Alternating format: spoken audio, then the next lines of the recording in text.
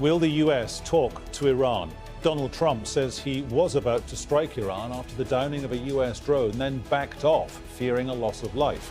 But is the US president being serious, or is he ramping up the pressure on Tehran? This is Inside Story.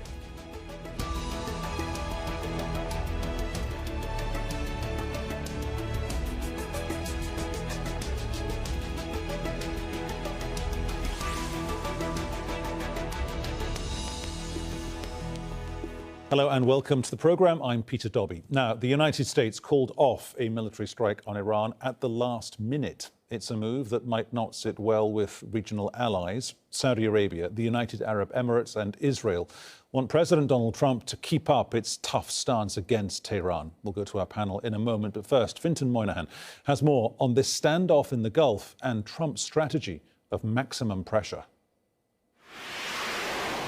It was the airstrike that never was. According to President Donald Trump, the U.S. was 10 minutes away from attacking Iran, but pulled back in the final moments. I said, you know what? They shot down an unmanned drone, plane, whatever you want to call it, and here we are sitting with 150 dead people. That would have taken place probably within a half an hour after I said go ahead. Yeah. And I didn't like it. I didn't think it was proportionate. The planned strikes were a response to Iran's downing of an American surveillance drone. Iran has also said it's exercising restraint. At the same moment when the aircraft was being tracked, another spy aircraft called P-8 was flying close to this drone. That aircraft is manned and has around 35 crew members. Well, we could have targeted that plane. It was our right to do so. And yes, it was American, but we didn't do it. We hit the unmanned aircraft.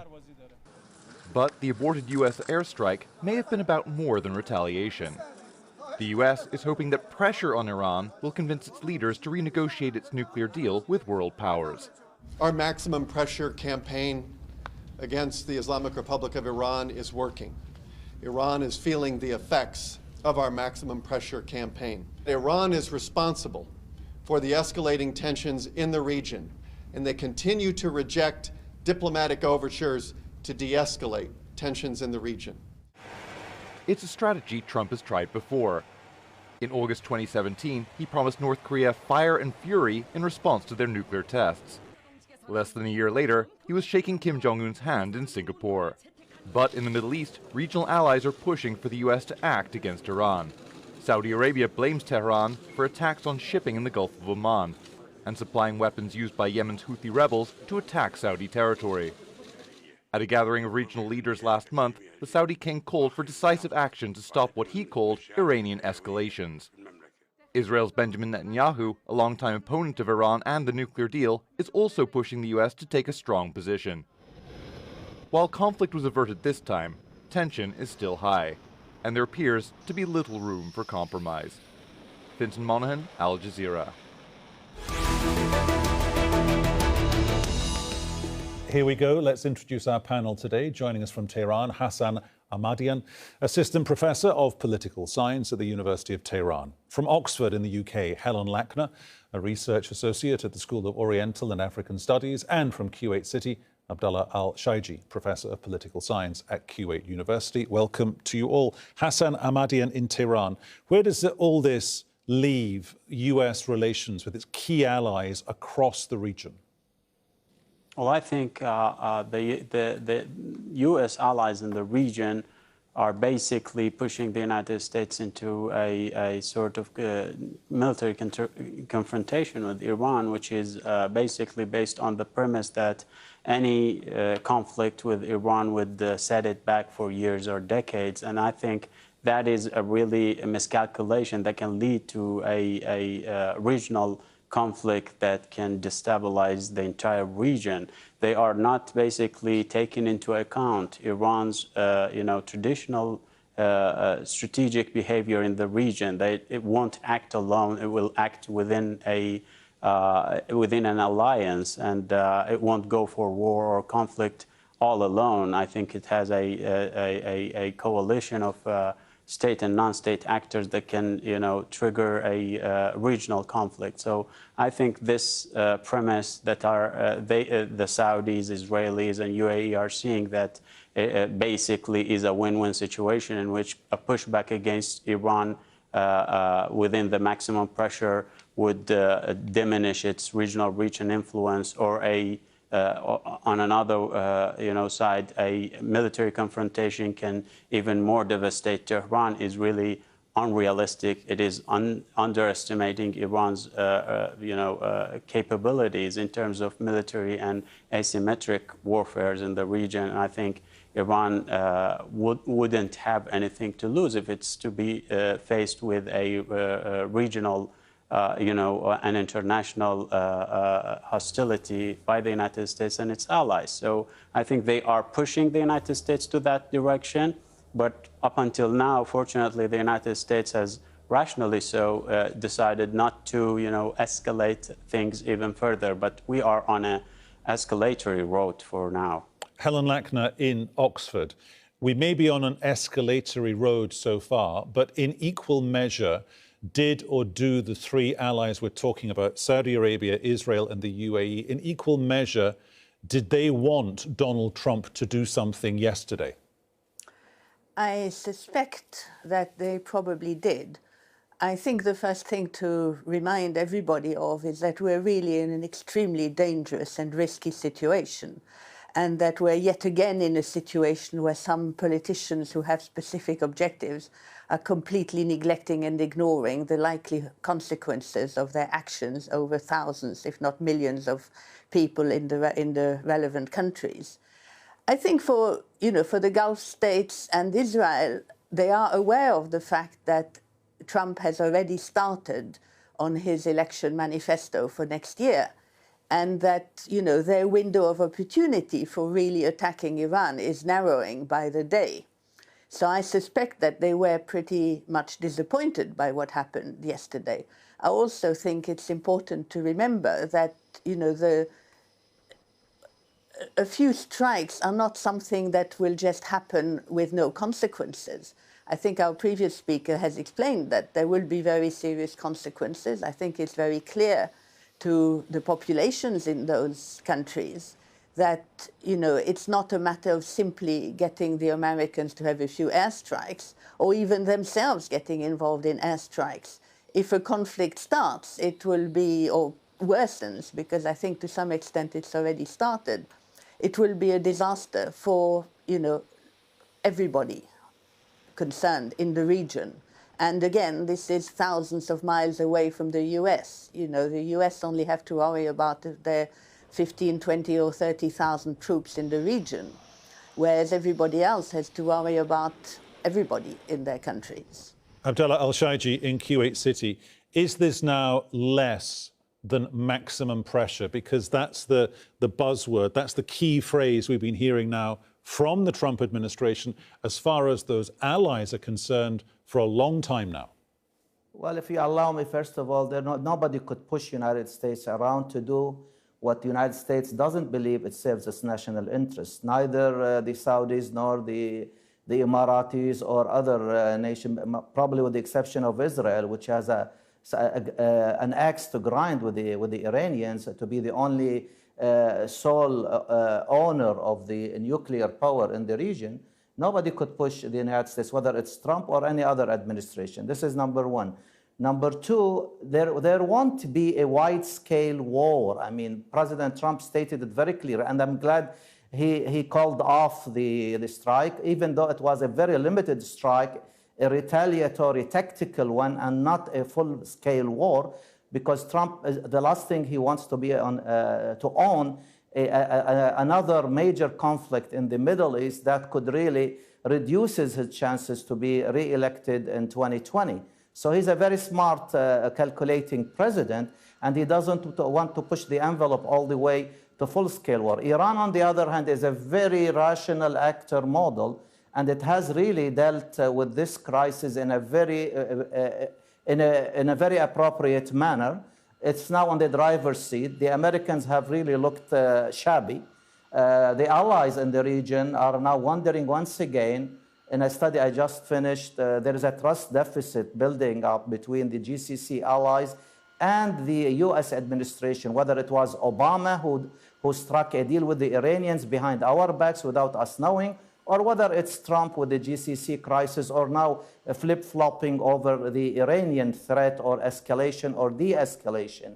On the final point that I'd like to raise at this stage is that the Iranians know that if their proxies will really get involved in a wide-scale war, then they will be hammered badly also, and the Iranians would also be hammered. So the deterrence issue is not really working.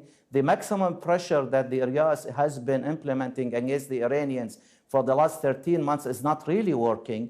Now cooler heads have to prevail, I think. There has to be a wiggle room for the Iranians, and there has to be a face-saving approach for the Americans to strike a deal or a compromise or a mediation through the Iraqis, through the Europeans, to have the Americans give the Europeans some leeways through their companies to do some limited deals with the Iranians as a show of good faith and a confidence-building measure, and that could really build up to de-escalate the situation and to start again with another nuclear deal that the Iranians could be enticed in. You cannot just push the Iranians with all sticks and no carrots.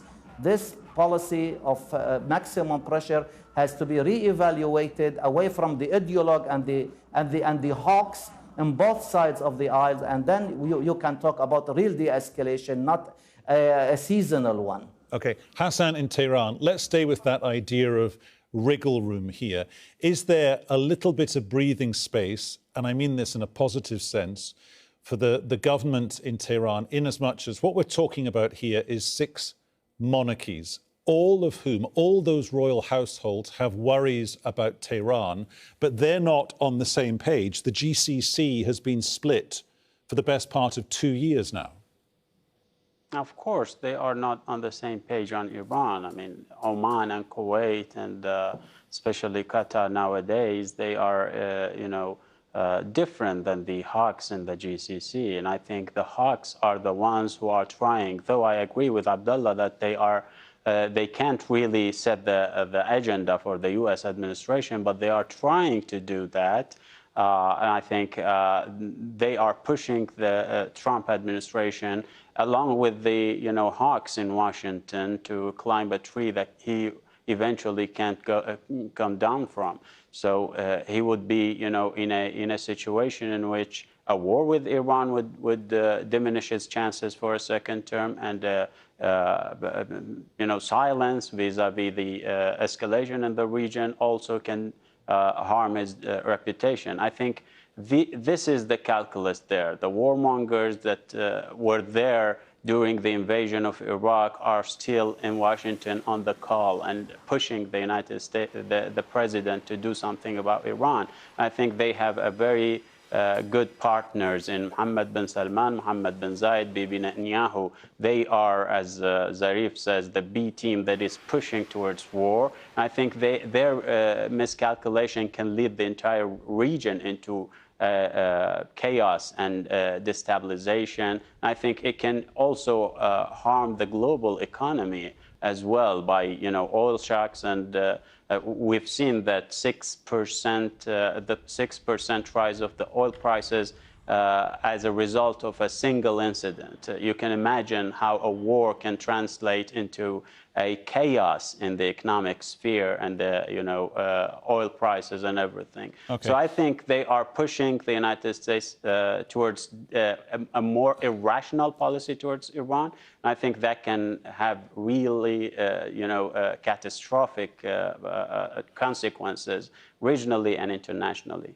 Clearly, Helen, in Oxford, this would have economically a massive impact if Donald Trump does do something that he backed away from doing 36 hours ago now. For you, Helen, how will this be being discussed in Riyadh? And is this a humiliation for Mohammed bin Salman? Because there is this compelling triangular relationship, isn't there, between Donald Trump, his son-in-law, Jared Kushner, the Middle East peace plan, which we are reportedly being told we will learn about at the end of this month when there's that big conference in Bahrain, and the Crown Prince.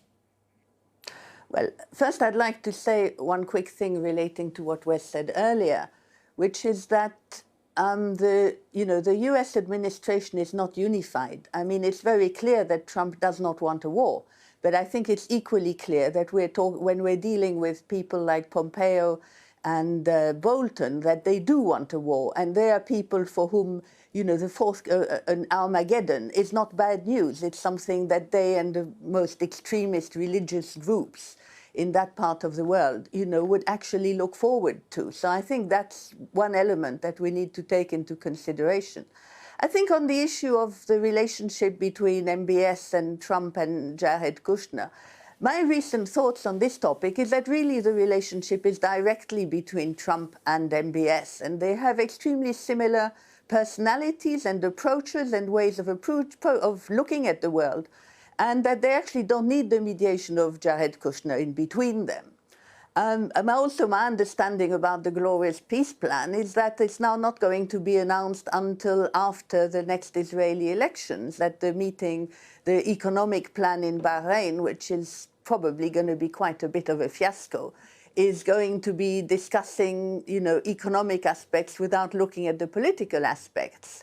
And my understanding is that certainly none of the Palestinian organizations or most of the Palestinian business people, or indeed most Arab and other business people, are not willing to discuss these issues until and unless they have something that looks like a Middle East peace plan, which has some relationship to what was originally proposed by King Abdullah almost 20 years ago now, which basically it's a famous and notorious two-state solution, with Jerusalem as the capital of Palestine, which has been basically carved up and destroyed by Trump's recognition of Jerusalem as the capital of Israel.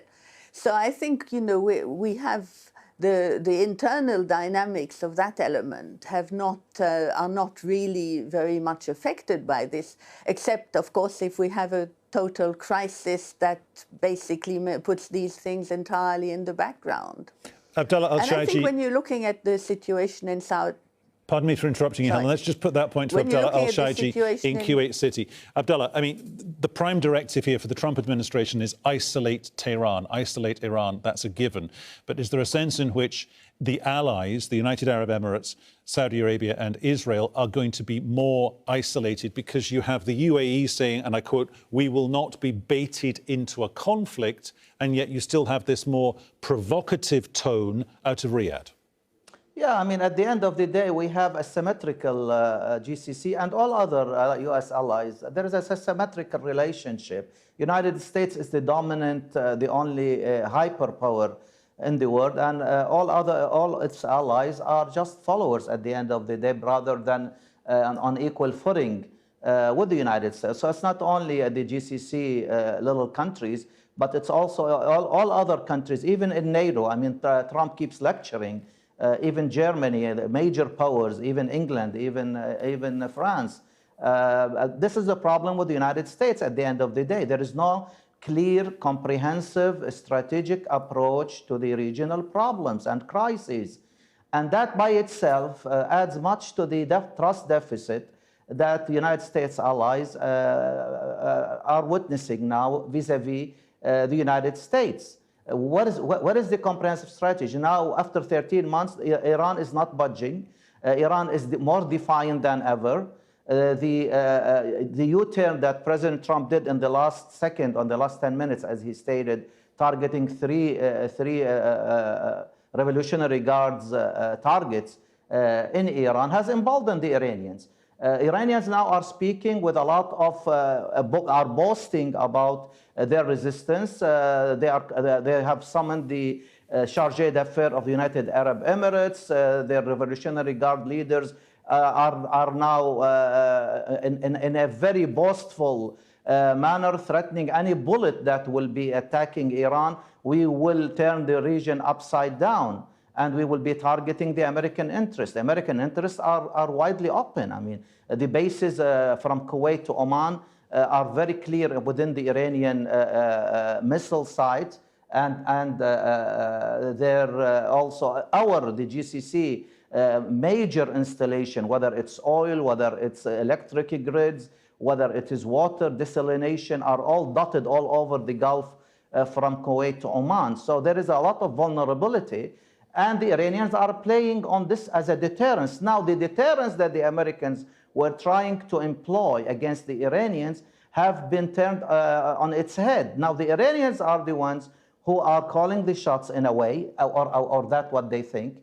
And this is very dangerous because that will give them more wiggle room to try to do more shenanigans. Abdullah, I'm going to interrupt you there because we are heading towards the end of our time.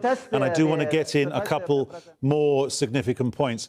Hassan, if we flip around this idea of US allies, there are not necessarily allies in the region, allies of Tehran, but there are historical links. There is a good relationship between Tehran and Oman, but Oman is firefighting its own issues on the back foot, regional issues as well. Would Tehran be open to the idea of talking to its own allies, who could then maybe communicate with Donald Trump?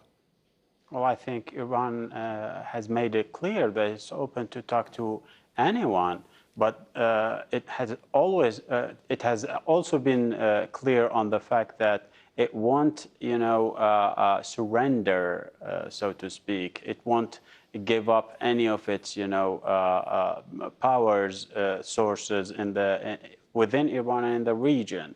The basic argument is that we've embarked on a negotiation with the world community, and the result was the JCPOA, the nuclear deal. The United States didn't respect its own, didn't observe its own obligations within the JCPOA, and I think that is a very, robust argument here in Tehran that a step back will lead to many more. So, as has been the case for now, the nuclear deal led to U.S. withdrawal and again, more sanctions and more push against the Iranians. So another step would lead to more. So this argument is basically stopping Iran and its allies from, negotiating with an administration that doesn't respect the word that it signed. Helen Lackner in Oxford,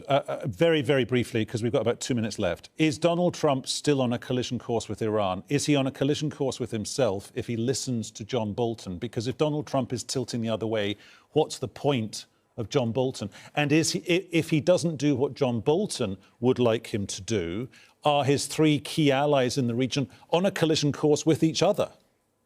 Well, I think it's clear that there is increasing disagreements between Trump and Bolton, and one can only hope at this point that Trump will replace Bolton and Pompeo, indeed, by people who are less, involved in basically fanatical anti-Iranian plans, which just are completely ignoring the dangers that these involved.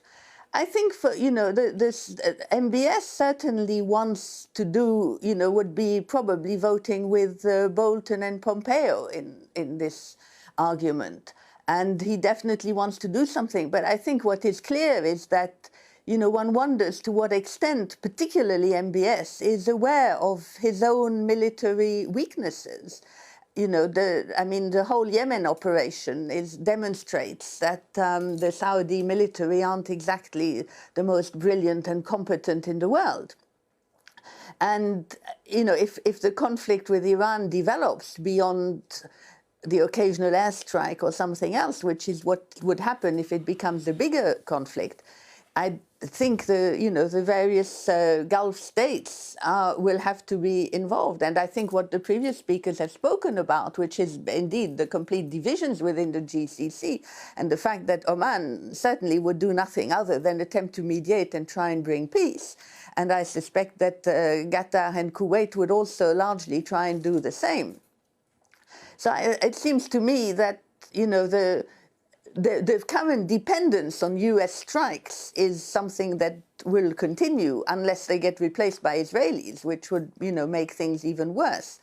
But the Saudis on their own are not going to do anything beyond constant and increasing provocative statements and demands and trying to push the US into deeper involvement. OK, And, Helen, I'm going to have to stop you there because we are properly out of time now. I have to say thank you to all our guests today. They were Hassan Ahmadian, Abdullah Al-Shaiji and Helen Lackner. And thank you to you too for your company. You can see the show again anytime on the website aljazeera.com. And for more discussion, do check out our Facebook page. That's facebook.com/AJ Inside Story. You can join the conversation on Twitter @AJ Inside Story or tweet me. I'm @PeterDobbie1.